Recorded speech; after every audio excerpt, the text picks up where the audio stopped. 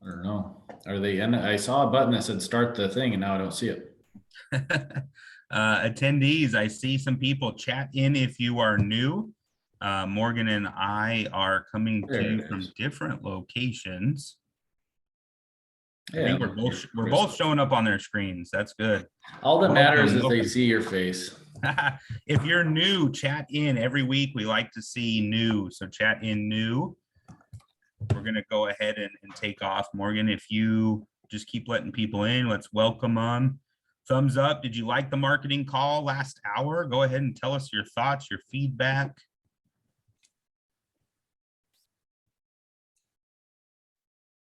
So Morgan, I know while everybody's kind of logging in here that we plan to be ready on the new camera next week when I'm back in town.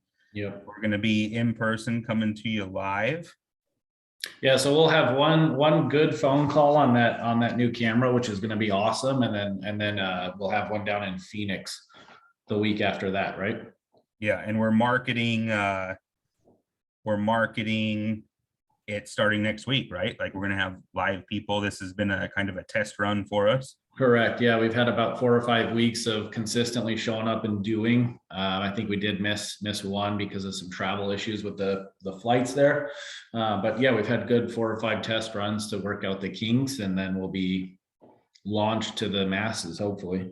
So we broke our own topic of consistency last week because of travel. That's what you're telling me? We did. Yeah. I mean, that's you know me, I was doing a little bit of research prior to the call today on consistency. And that was one of the things I was going to share is how important it is to take breaks, and it's okay when inconsistency happens. So looks like they loved your phone call. So we got a few people, just so you know, Jared, loving those statistics and that spreadsheet that you put together. Fantastic. And I don't know if it's going to let me, but I have a great image here. And, you know, I know this is raw and real, but I'm not sure I want to just open up my cell phone and try and zoom in. So I'm going to see if I can share this screen about consistency and give everybody an opportunity here. All panelists. I don't know if I can share it, Morgan, but let me email them over to you. I know you're in front of a computer, so I think you can go ahead and share them. So what were you reading about consistency before I dive right in on our topic of the night, Morgan? I mean, a few things. You know that I'm a John Maxwell lover, right? I mean, I mention him all the time. He wrote a book called The 12 Irrefutable Laws of Leadership, and one of those laws is on consistency. And what he wrote about, I think, is what you ended that last phone call with a little bit, Jared. John had to say that motivation gets you going, but discipline is what keeps you going. And I think that is so true. And that's John's one of his laws of leadership is on consistency and how important discipline is. So yeah, I love the topic, and we often, you know, talk about principles. People might ask me a very specific yes or no question, or how do I do X or Y, and I often come back with a principle to follow rather than the answer. And, you know, you just said some hot button words. We started with consistency. You said discipline. I use intentional a lot, right? And if we have laser focus on where we're going, all of those play key components. So, sure. You know, I want to share our story here. We didn't have a perfect process for this weekly call. Just like in my 12 years in private practice as a business owner, I didn't have all of the answers up front. What I did have is a vision. And what I did have is a teammate like Morgan that said, come January 1st, we're going to have this call every Tuesday, right? And so the consistent approach to having this call has made me better, has made you better, has made us communicate more.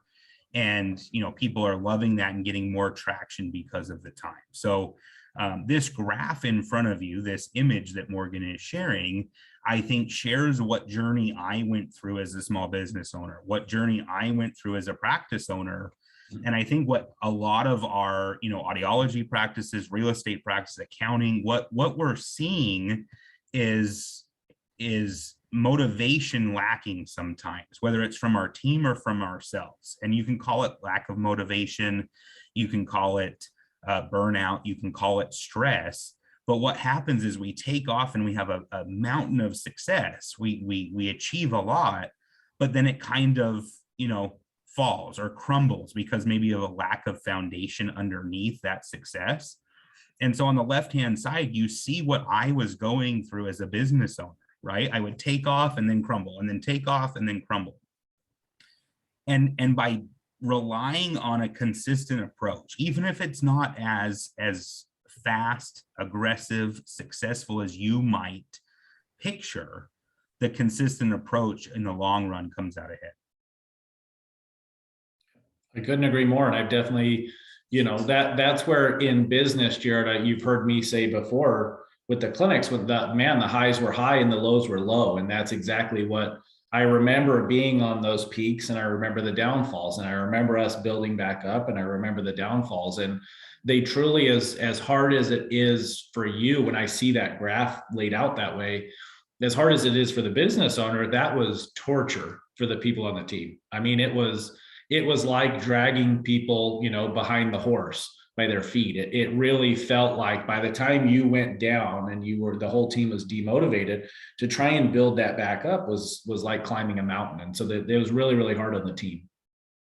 Yeah. And we spent, I think a great example of this, right, Morgan, we spent 3 great days up in Wisconsin with the #1 brokerage in Wisconsin, a great, practice business owner.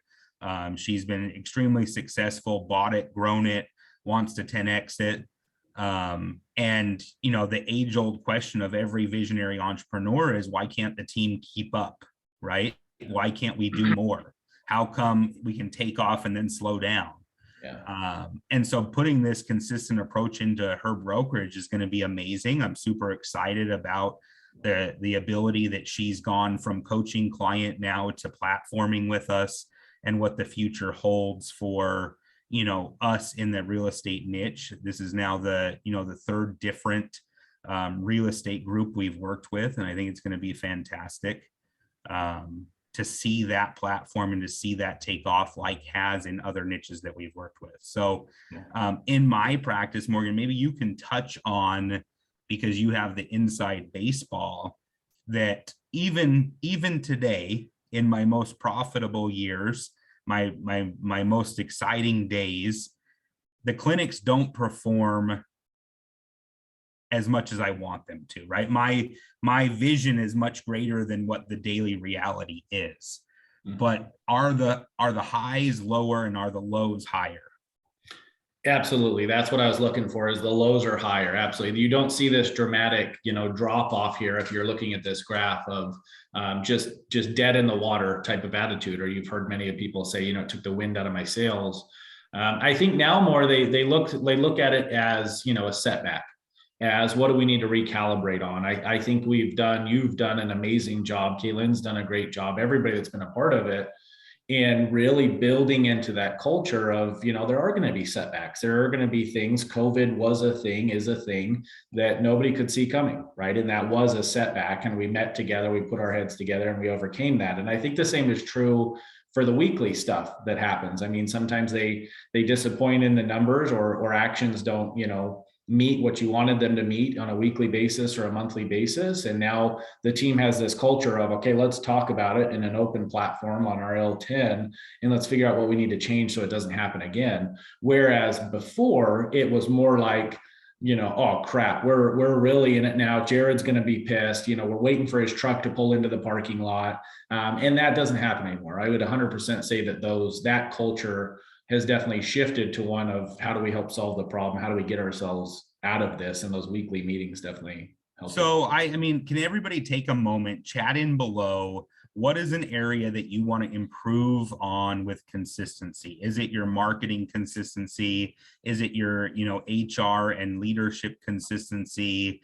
Is it your mindset and your culture? What, chat into the box. What do you want to focus on next for consistency in your practice?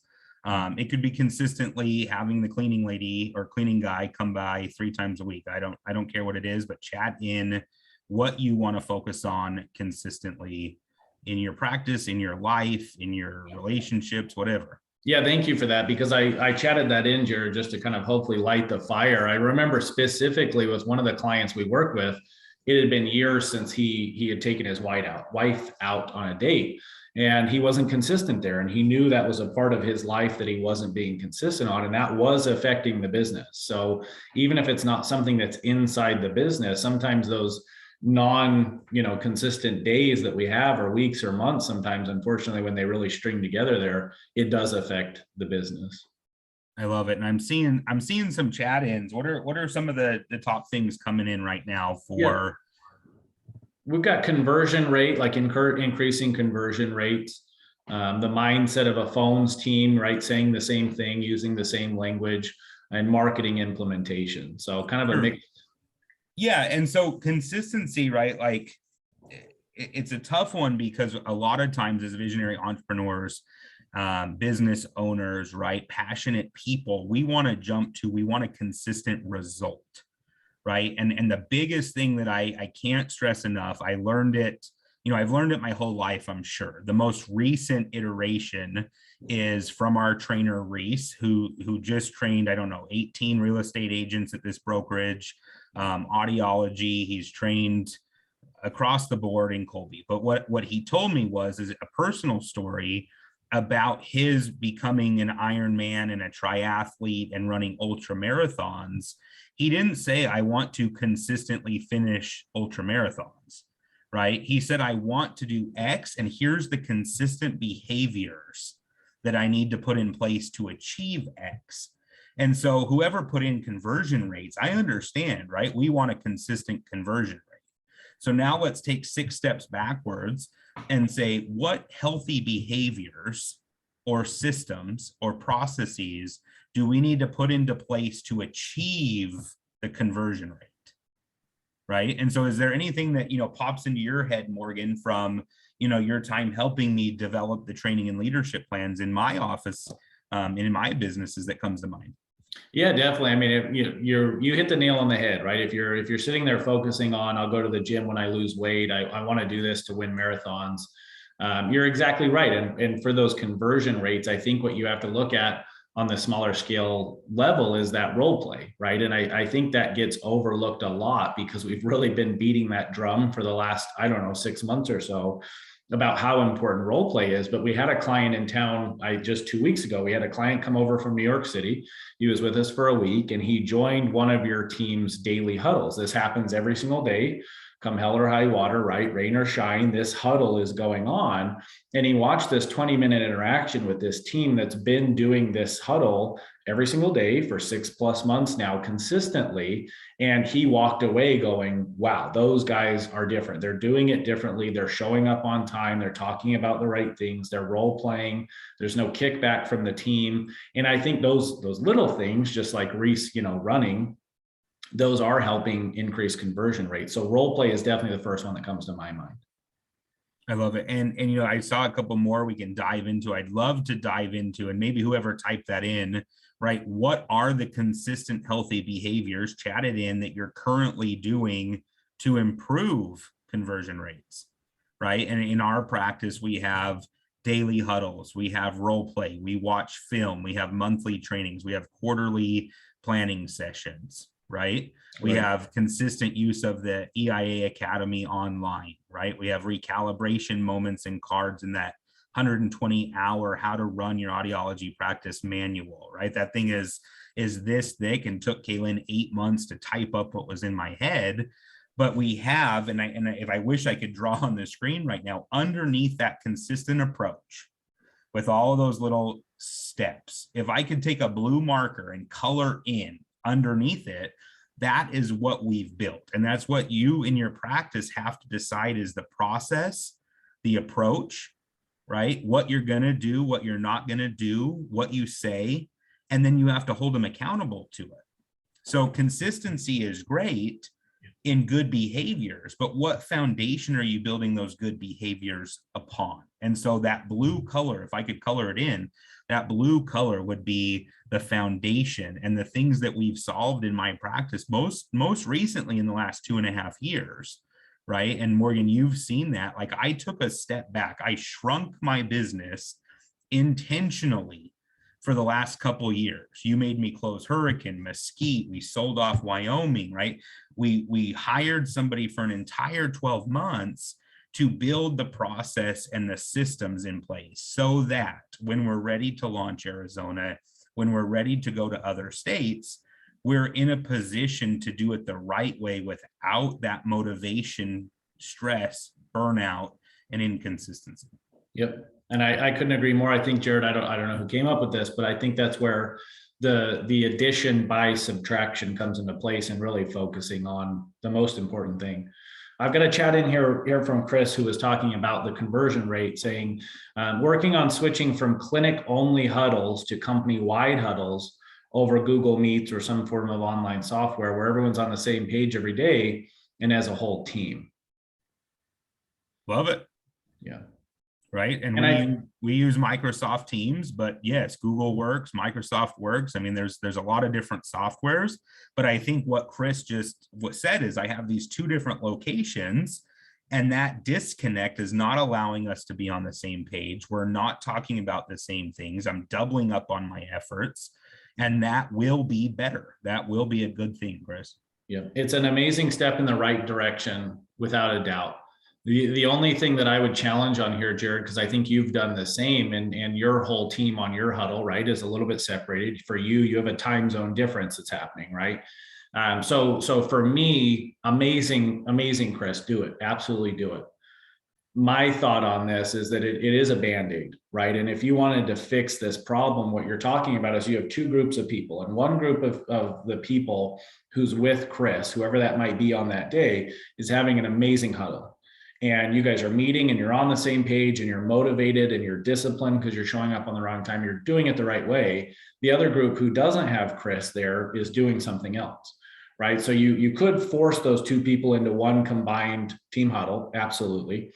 Or you could get yourself another Chris. And what I mean by that is, I don't know if Erica's back yet or not back, but this other group doesn't have a form of leadership. And that's why they do their own thing. They have their own huddles. They're not on the same page, is because they don't have a leader who's actually implementing those daily huddles, right? So you have to look at, if you truly want to fix it, right? Because I think the only reason I bring this up is I think the real goal for Chris is to actually separate himself away from the clinic, not enter the clinic. So before you put that Band-Aid on, you have to look at, what is the process for daily huddles? Do you guys actually have, for instance, in Jared's clinic, there's an actual written sheet on what to do, how to follow it. So this new employee that joined Jared's team actually saw on a piece of paper, what are we doing here? What's the goal? What's the why? What's the how? And are they doing it? Are you checking in on them and doing it? And one thing that I think you found, Jared, with your daily huddles is, in the beginning, it was very, very simple. We're going to have daily huddles and here's what we're going to do. And then we realized that you do have to have a facilitator. You do have to have a leader there. And when Reese moved home from Florida, I think you saw a bump in your numbers for actually having a leader, a part of that huddle.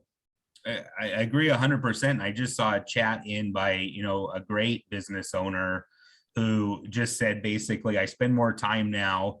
I turned into mentor rather than just business owner, right? And so, the way that she's handed the baton to the rest of her staff and the consistent approach to mentoring and growth has shown in record years for her. So, I mean, I agree 100%. It's leadership. And then I just want to pass the baton back to Morgan, right, who has been the strongest leader I've seen in my practices, right? It's been years now. It's been blood, it's been sweat, it's been tears. You quit once, we fought like pandas once. You have to look at, do you have leaders in your practice, and are those leaders consistently showing up? And what are those behaviors you're looking for before you promote a leader, Morgan? Yeah, I mean, and I think Amy, to your point, Jared, is she's shown a lot of those behaviors. Amy, no doubt, I'm sure Amy and Terry have had their fights. They've had their joys. They've had their ups and downs. Amy's flown to Utah.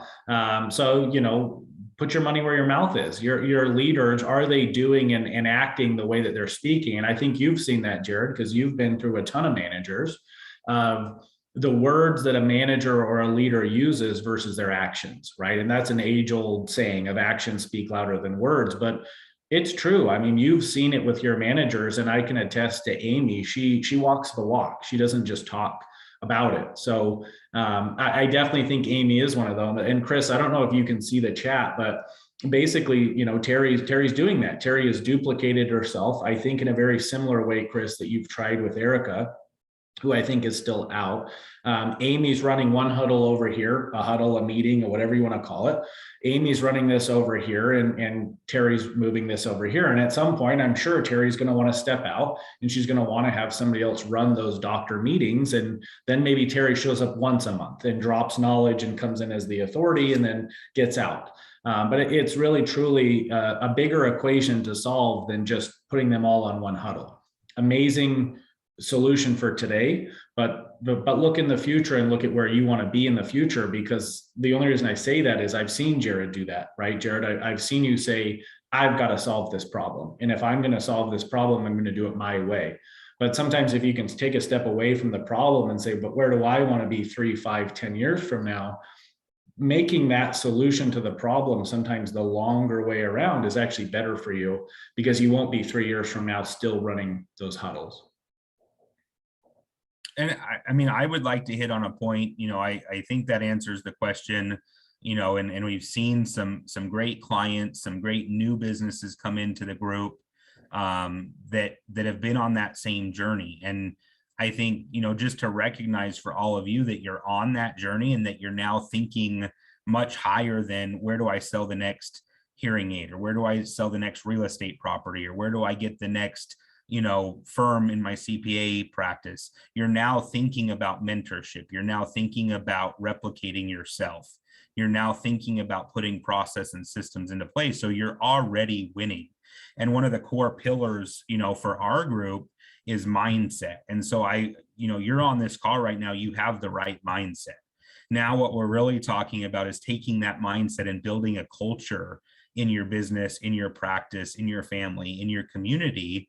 And I just want to hit on this thing, because you said managers a few times, Morgan, and I often call you, the leader that's been around me. So is there this difference in manager versus leader? And how do we pick up on great people who are great staff, or great people who are great managers, but might not be a great leader? Yeah, definitely. I mean, I think we're in agreement, Jared, a long time ago, years ago, we agreed that a manager was somebody that watches over the process of things, right? And leaders lead people.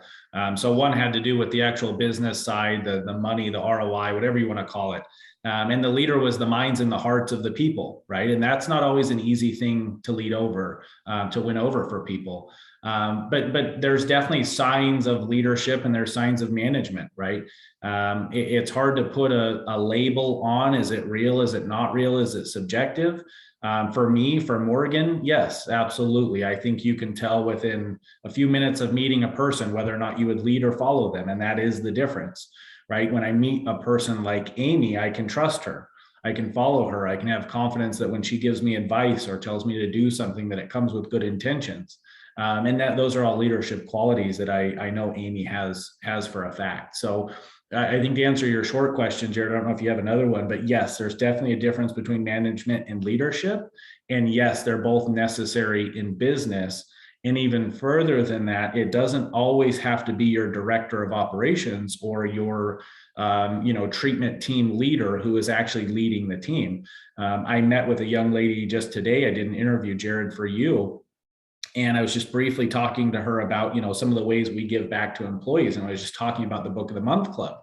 And she, out of nowhere, said, well, can I put my book in? What if I want everybody to read a book that I've read? And I said, absolutely. I don't know if we've ever even had, I know we dumped in 24 books and said, here's what we're doing. But right in that very, very short interaction, her willingness to say, but I might have a good idea. Right? I might have some thoughts for the team, even though she's never met the team. She doesn't have a job, right? First time I've ever met this young lady.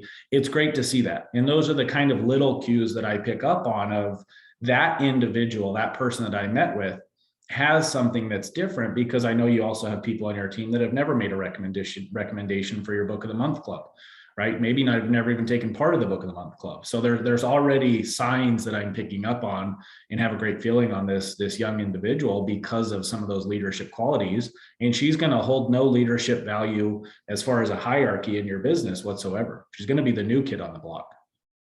Yeah, but if she brings that leadership, she doesn't lurk in the background, she asks questions, she plays an active role, she will quickly move up, in the ranks. And if you haven't watched our last episode on being an unhealthy business owner or an unhealthy leader, I would suggest going to my YouTube channel, if you're not in audiology, or if you are, and going to EIA University if you are, and subscribing and watching that video on unhealthiness, because you can have a manager that is unhealthy and actually does more harm than good. And you can have an everyday brand new employee that's more of a leader. And so you really need to know the difference between those two, and then look at consistent behaviors that you expect of that role. I couldn't agree more. Can you see the image when I switch it here, Jared? Did it switch to the other image that you emailed me? I didn't see it. Okay, I just want to show one other. You did send me one other one, and I want to share it really quick. Okay. Is there, for those, yes, we can talk about this in a minute. Is there chat in, right? Do you have questions about, what you can do consistently? I know I saw another one about marketing consistency. And we're going to talk all about that on March 5th and 6th at the Marketing Implementation Boot Camp in Phoenix, Arizona. So if you want to know more about that, reach out to Morgan, call AudExperts, chat in, do something. But, anything you want to do consistently, you have to start with, right, the plan. And so I would challenge whoever that was that chatted it in, show me your calendar. Show me what you do every day, every hour, every week, every month, every quarter, every year for consistent behaviors, right? And if you want the answer, I'm going to ask you the question. Show me what you're currently doing. Let's do less of the stuff that's not producing results, and let's do more of the stuff that is producing the results, right? But don't always start with, well, what should I be doing, or what? Show me what you're currently doing. Because I promise you that you have consistent behaviors personally, right? You brush your teeth, you comb your hair, you do your laundry. And I'll bet you that those are pretty consistent on the day of the week, the time of the day, right? The place in which you do them. All we're talking about is bringing those behaviors into the business world and putting into place good actions. Yeah, consistency. And that's one of the points that I wrote down, Jared, is I almost, in my mind, it made sense that there's almost a list, and it's easiest to hardest. And what's really hard to be consistent at is the stuff we're not good at, right? Like who's consistent at running marathons that's never ran a marathon before, right? That's where you were talking about, if you're thinking about the end goal first, rather than the things that lead up to a marathon, you're going to fail very, very quickly. So I think if you're the person who's looking at marketing consistency, you have to look at it as, first, before we go any further, why are you doing it? Do you like it? Is it something that you're addicted to and you love and you went to school for? Is it something that you're good at? Are you actually good at doing the marketing, or is it something you're forcing yourself to do? And you'd actually be much, much better off actually outsourcing that, right? Because I wrote down the same things, Jared, thinking about this phone call. I said, as far as consistency goes, right? Chances are, hopefully, we all brushed our teeth this morning. Nobody has their cameras on, but hopefully everybody got dressed today. A lot of us probably drank a cup of coffee this morning. Some of us went to yoga, worked out, stretched, did whatever else you did in the morning. Those are really, really easy. Chances are, because you're good at them, and you, in your mind, you don't have a choice. It's just something that you have to do every single day. You wake up and get dressed and go to work. Something that's maybe a little bit more difficult than that might be, continuing to work out for a sports game or any kind of sports that you take part of. It might be, if you're a person like Reese, running, and being consistent in your running might be slightly harder for you because it might be cold outside, or you might have a job that you have to get to, or the kids are sick. Mid-level management might be hard for somebody, and consistently showing up for that. And then some of the things that are the absolute hardest, maybe for some of us when it comes to consistency, is like hitting those big goals. Like somebody that wants to truly 10x their goals or 10x their business, and go from $1 million to $10 million or $5 million, it's really hard to be consistent with that because we haven't yet made sense of what goes into that goal and what are the little things you need to be consistent for in order to get to that 10 million or $5 million. So for me, it's just for the marketing person, like I think you do have to look at it and say, do I belong here? Is this really something that I'm in love with and I'm motivated to do? Because the motivation will get you going, but the discipline is what keeps you going. And you're not. Well, I think we saw that in real estate, right? Like we have, like I said, our first client that went from coaching into platforming with our group, right? And basically hit the eject court and said, I don't want to do this. I don't want to be a marketer. I don't want to have good marketing behaviors. I want you to do that for me. And so let's work together. Let's platform, and you take this platform and you run with it. Mm-hmm. And I think that's a fantastic person admitting their strengths and what they do and don't like. Mm-hmm. On the business level, and I know we have some employees on, we have some owners on, right? Also remember how to eat an elephant, and you're not going to do that all at once. You're going to do it bite by bite. And so I would challenge you, and I know I think Larry's on, he's been fantastic at putting one good behavior after the next. And so what are those things? Chat them in that you will start doing tomorrow, that you will start doing Wednesday, Thursday, Friday. What are those good behaviors, one at a time, until it becomes a habit? And remember, habits are created over 3 weeks. Mastery of something, it could be up to 10,000 hours. So what can you commit to adding to your routine? Chat it in the box right now. Chat in what you will commit to for us tomorrow that we can hold you accountable to, that we can remind you of moving forward.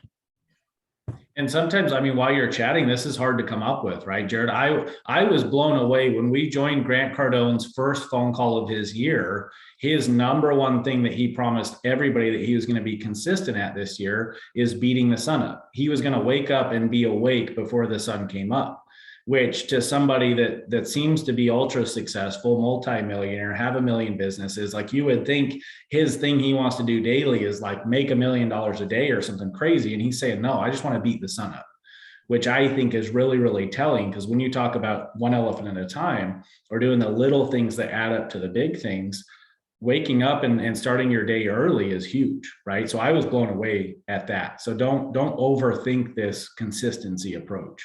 Well, and I think, right, I to let the cat out of the bag, I think this call started for 2 reasons. One, people wanted more time with us to get inside my head. You could kind of pull out some reality, but at the same time, it was you wanted to get me on camera consistently so that in a year, in 2 years, right, I'm going to be doing a lot more in a lot different way. Yeah. So I would have never agreed to be up on stage in the face of anything, but now I'm consistently on camera every Tuesday night with no script, no plan, no agenda to dive deep on what teams need and what you owners need and what we can do to help businesses to grow. Yeah. I didn't think you knew that, but yeah, that makes sense that you knew that part. So we got some chats in here working out each morning and sending a message to my team every morning, which I think are great goals.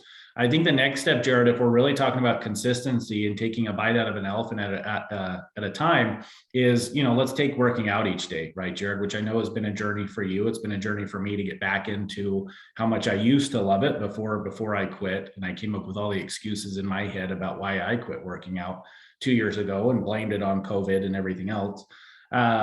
Is how do we get back into that, right? I was reading an article the other day from a very highly ranked personal trainer in New York City who had a client that was obese. And he told his client, the only thing I want you to do for the next 2 weeks is go to the gym. I want you to go to the gym at 9 a.m. I want you to walk in, fill your water bottle up, and then you can leave. I literally just want you to walk into the gym and you can walk back out of the gym. And that literally for him, for this client, he went on a much longer journey. It's an amazing story, actually a really, really cool story. But where this story started was he had to break this guy's habit of inconsistency. And the way he did that was at 9 a.m., 5 p.m., whatever time it was, I want you to go into the gym, fill your water bottle up, and you can leave. And that was it. After that, he wanted him to go to the gym, do one workout, one set of bench press, curls, walk on the treadmill for 2 minutes, one thing, one tiny little thing, and then you can leave. And he just kept slowly upping it and upping it. So if you want to work out more, I think you have to, again, look at the beginning of that process. Where are you going to work out? How are you going to work out? What time are you going to work out? Are all factors into, will you actually do it tomorrow at 8 a.m. on a Thursday, right? So those little things definitely matter, right? It's not just one bite of the elephant, but which bite do you take? Well, and I think you can see it, right? We started huddles a long time ago, Mhm. right? Then they turned into complain fests, right? Then they got off tangent, and then we made them better, and now we have an even better version. So just starting daily huddles was the starting point, and then improving upon those daily huddles. So I love some of these chat in, start doing daily huddles with your team. That's amazing. It's a great starting point.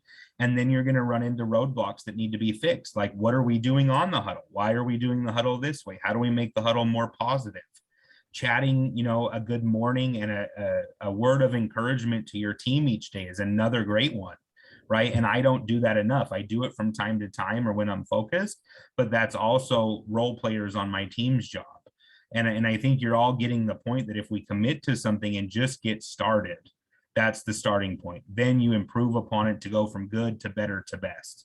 Yeah, I absolutely love it.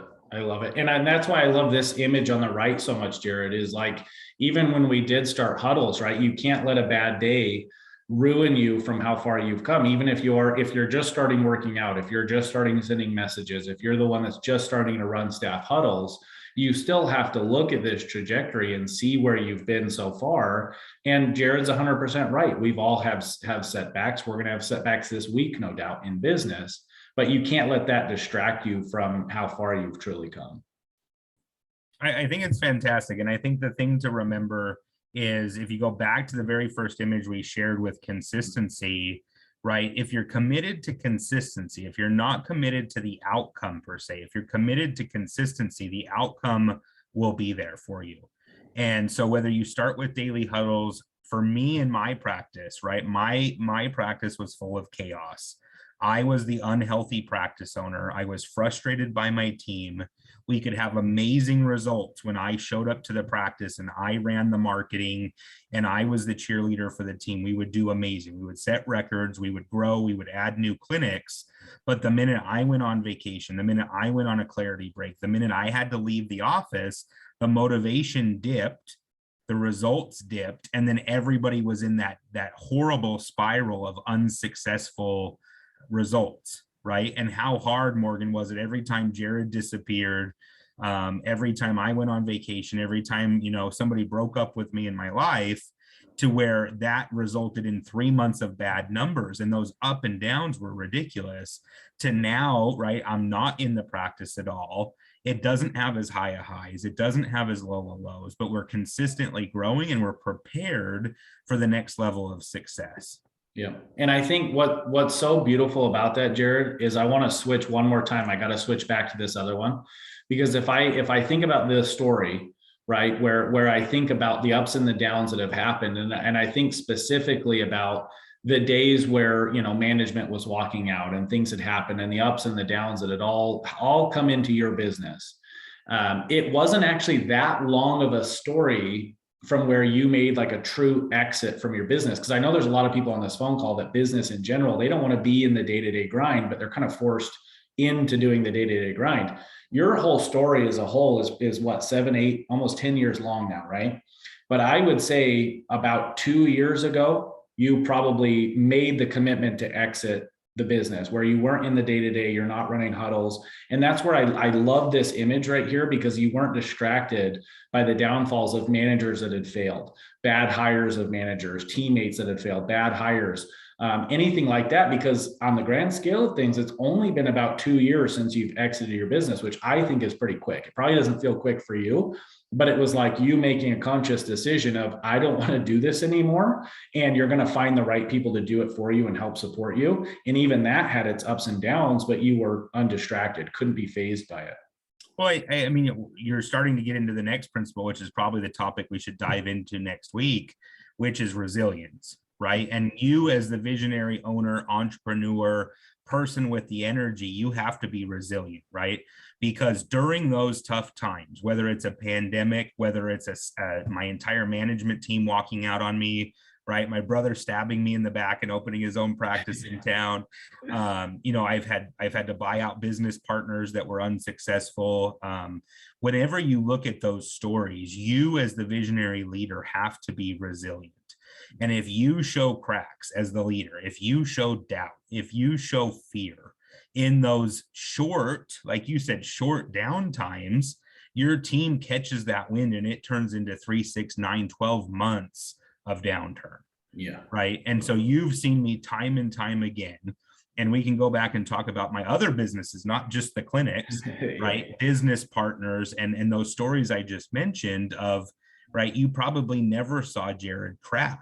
And it's not because he didn't, but in the face of you, the leader, or in the face of the team, I can't, right? Leadership is most important during the downtimes. Yeah. Do you remember years ago when I told you about the duck on the water? And that's so true here, right? Because as a leader, like Jared's truest form of leadership is as the entrepreneur with all the weight on the back, the debts, the ups and the downs, never letting that seep into the business. I can attest that I've never once heard Jared talk about the bills that did or didn't get paid or payroll that was tight or anything like that. Never went into the actual team. And as a leader, keeping that hard shell away from the staff. And when you would see Jared, he was like a duck on water. And if you see a duck on water, they're just sort of gliding right along, not a care in the world, but underneath the water, their feet are flapping like mad.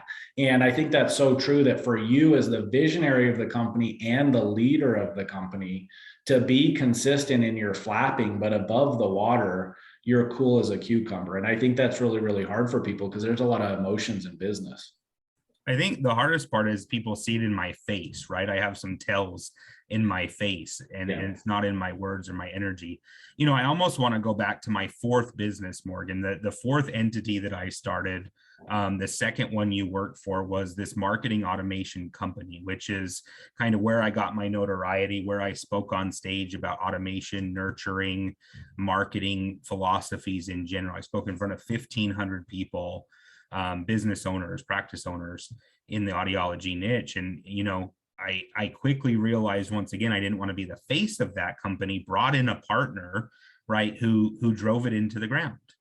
Right. And so why, to go back to the theme of today, Morgan, why did that company do what it did? Why did you end up over there to bring stability? And why did we exit that company?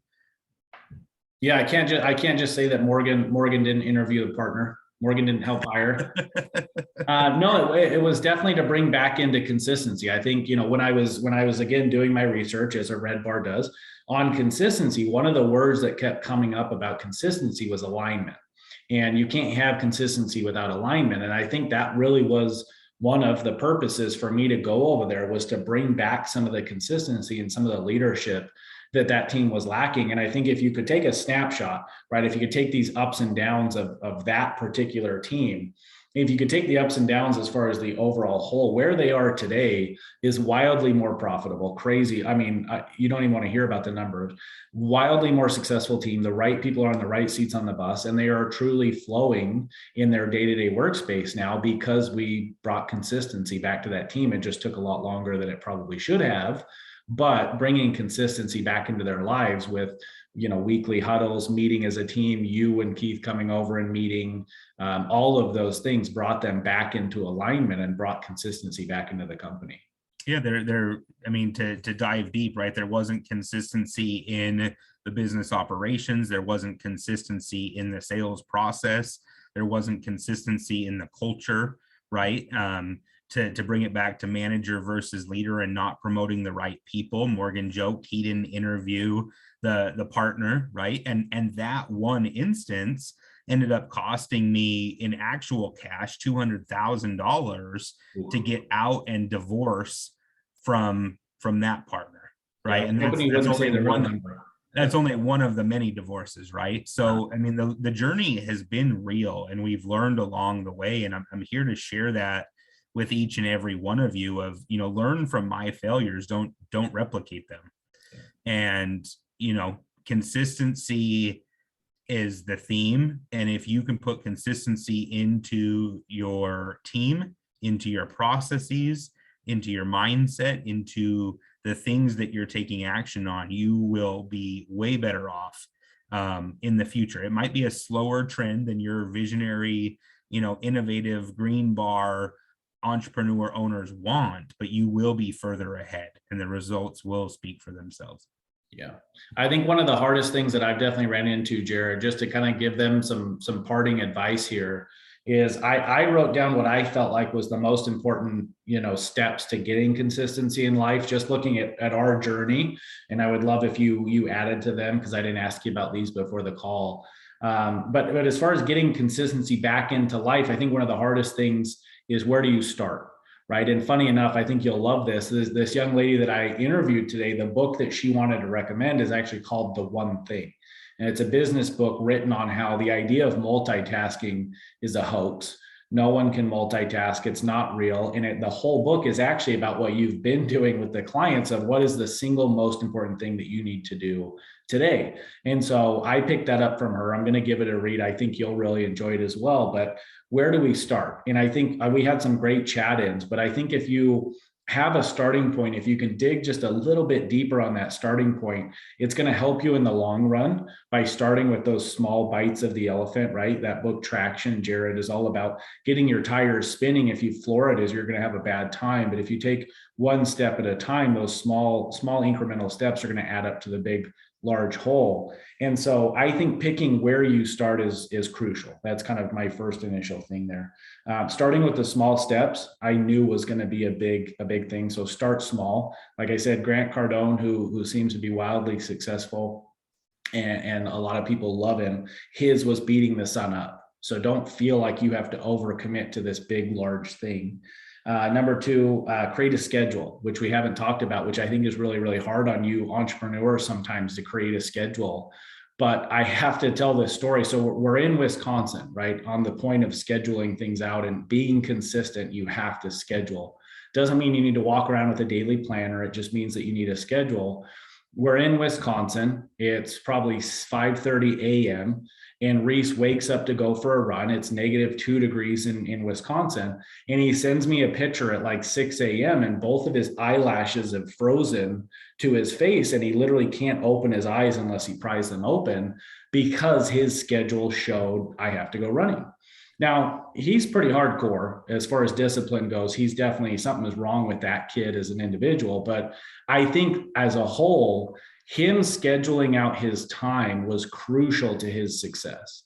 And it was as simple as, for him, he has a time that he wakes up, he goes through his morning routine of stretching and warming up, gets dressed for whatever weather he's in, and walks out the front door. And it doesn't matter if he's doing 2, 5, 10, or 15 miles that morning. Those first three things, waking up, his routine, putting on the right clothes, and leaving, is the most important part of his schedule for that day. So I think that's an extreme example of schedules, but you, Jared, have gone as far as creating planners for the clients, which I think is amazing. Not everybody utilizes them, but I've also heard you give advice to some owners that are more entrepreneur themed than others, that a schedule can still be important without you carrying around this planner. I'd love, I don't know if she'll do it. I know that there's Michelle is on from Ohio, and it just reminds me, because we were in Wisconsin last week, and I had a 911 call. We have to get on the same page. What's going on, right? Chaos. The world is on fire. And I got on the call, and the outcome of the call, from entrepreneur to team member, and the team member happens to be on, was let's get on the owner's calendar, right? we need to schedule 30 minutes to check in 3 times a week. That was the outcome of this 911 fire. It wasn't create new behaviors. It wasn't what it could have been. And it just turned into, we just need a 30-minute check-in more often. Right. And another story in my own practice, and you've seen my current DO and I go head to head in unhealthy ways with unscheduled meetings and chaos, because we got out of the habit of having a consistent day and time for clinic related chat. Yeah. Couldn't agree more. Yeah, those unscheduled meetings can be a quick downfall, which is really funny because my third one that I wrote down, Jared, was making better use of downtime. And whether we admit it or we don't admit it, we all have downtime. I know life can be busy, but we do all have downtime. And I think that's something that can really quickly destroy people, especially business owners. When you have downtime, you can either turn your focus on something that's negative. Like we talked about this a lot on our last phone call, about being an unhealthy owner. And when you have downtime, even though you guys might not see it that way, sometimes your focus goes on an unbeaten, unhealthy path that's not going to be good for you or anyone. So as far as trying to be consistent, I put down making better use of downtime, and maybe there's better language there. But the reason I wrote that down is I think it's very, very important as employees, owners, people, that when we do have a moment, we do the positive things in life, not the negative. Because quite literally, if you're trying to lose weight or focus more on working out and you have downtime and the first thing you do is grab a bag of chips, that's not going to help you support your consistency that you're trying to take, right? If you have downtime as an owner and the first thing you do is open up your sales sheet or your QuickBooks and look at whether or not you've made enough sales at noon on a Monday for the whole week, you're not going to have a good time, right? Because you're focusing on the wrong thing. So I put down, better use of downtime, which I think is true, Jared. Those unscheduled meetings really were, I don't have much going on. Why don't we have a meeting? And there's just nothing ever good that came of that. That's fantastic. So, I mean, I don't know if you have more on your list there, Morgan. I have all night, but we can wrap it up here of, right. Consistent good behaviors will get you the outcome you want. Right. So start small, get those consistent behaviors and aligning those behaviors with your greater purpose. We're going to dive into a lot more topics. I mean, there's some great videos on YouTube right now. So like I said, go to my channel, subscribe. You're going to see new topics every Tuesday.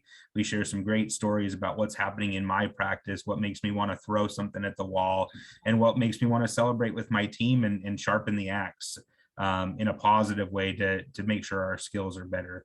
I saw some great things, don't put the cart in front of the horse is a great example. I thank you for being here. I don't know if you have anything else to share, Morgan. No, I don't. I mean, I think you hit it on the head, one step at a time. And if you need help focusing on what's the most important part, reach out to me, morgan@experts.com. And if not, we'll see everybody next Tuesday. And for me, right, I want to help each and every one of you on this call. I went through 12 years. I went through a management team. I had people quit on me. If you ask the right questions, if you show up to the calls, if you come and be a part of our private coaching group, if you come to our masterminds, I promise you, you can build the career, the legacy, the business, the vision that you have for life. We're here for you, and hopefully you'll reach out when the time is right for you. Yeah. Thank you. Appreciate you.